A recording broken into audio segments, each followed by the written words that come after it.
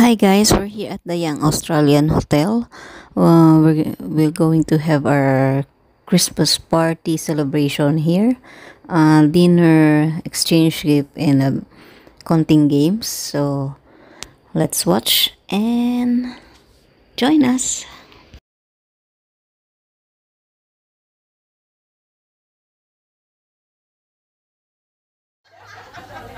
It's so small.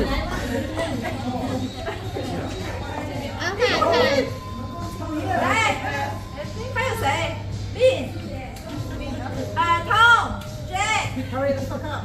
Go! Come on, come on. You're walking, I help you. Come here, Yeah, just close the white one. This one, because I'm videoing. yeah. Oh, this one. Oh, you video call.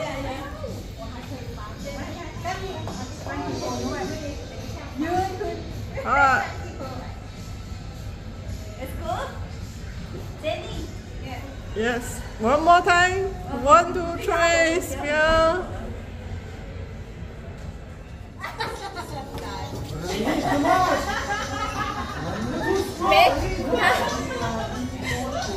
Nó chẳng như nó tiếng chiều. Lại lắm. Su su lại chọn.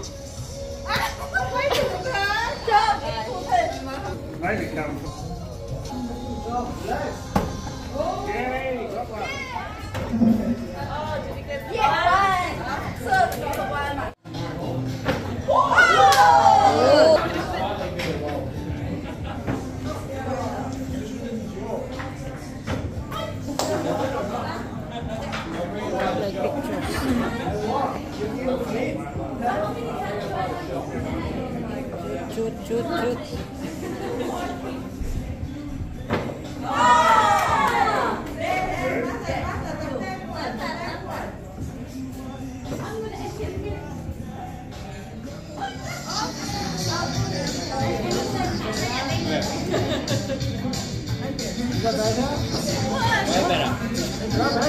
Way better.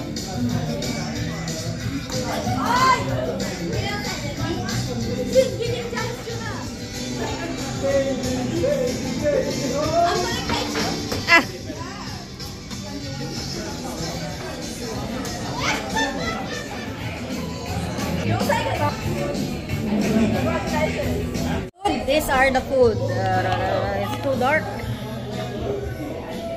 这个是也是薯条。但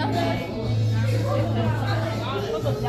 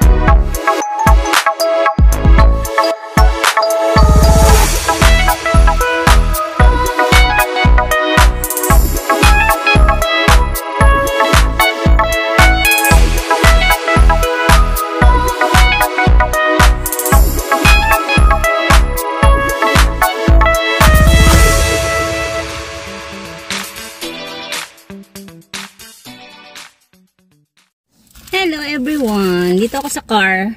So, after ng party kagabi, umuwi na ako. Siguro, nakarating ako sa bahay past 9 o'clock na ng gabi. Kasi, Ayun. Dahan-dahan ako nagmamaneho kasi madilim.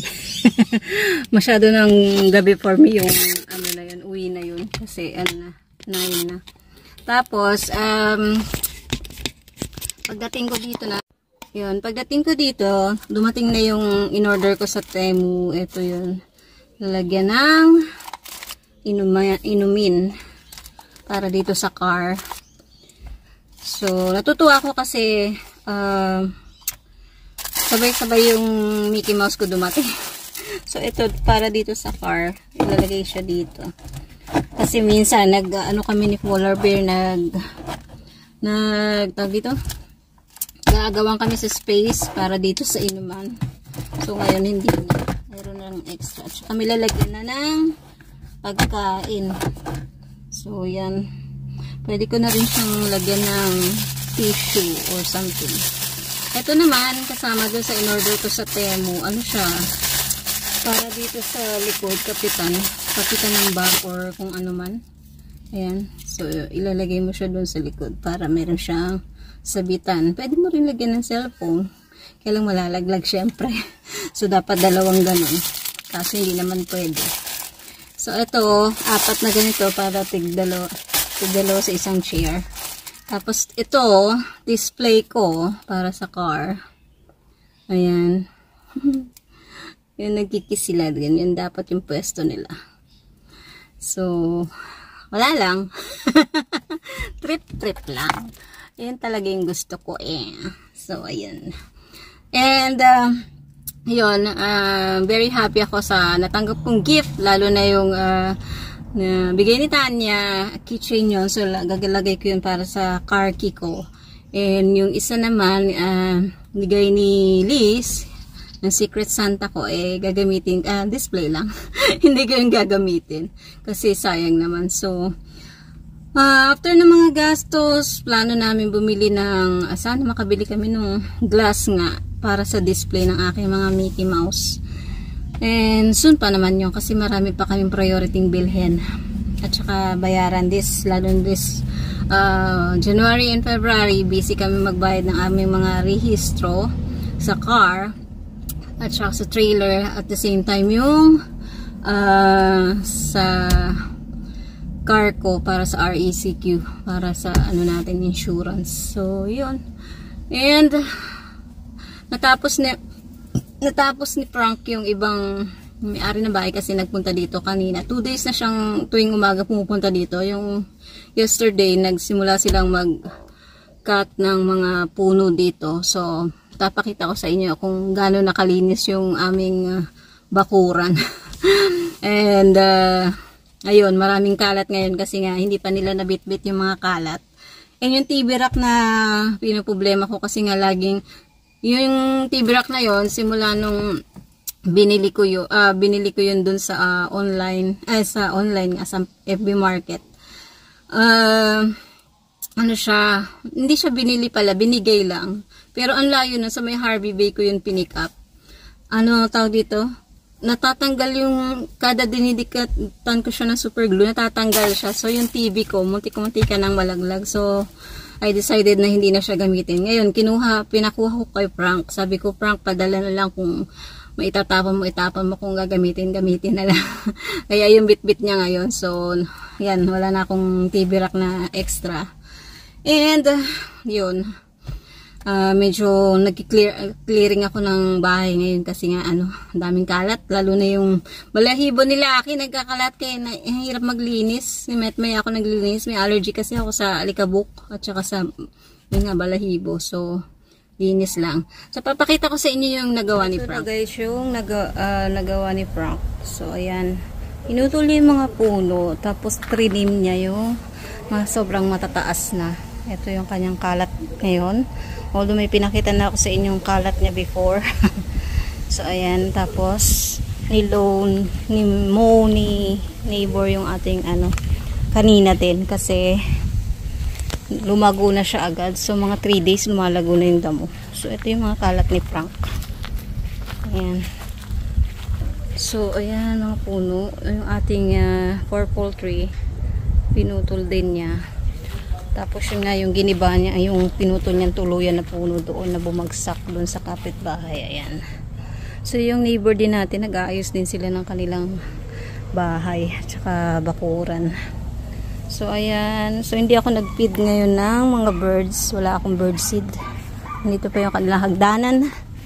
So babalik sila by next week again. Pero bukas daw, dadaan daw si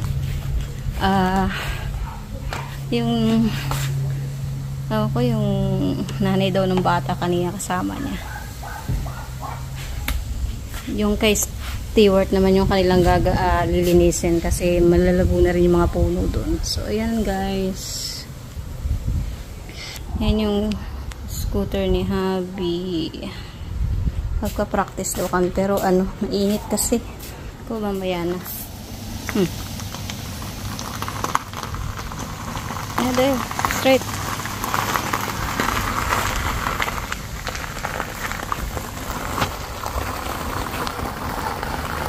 So, dumating yung scooter ni Dad. Ayan, ngayon pa lang niya nasakyan kasi ngayon ko pa lang siya pinayagan. Dahil gusto ko makita, mabantayan siya habang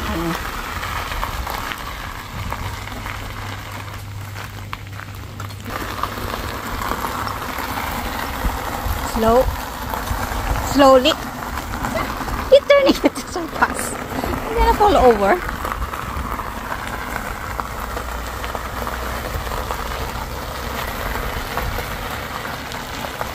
So, yung bigay ng NDIS, hindi pa na-approve yun. Pero naipasa na yung request.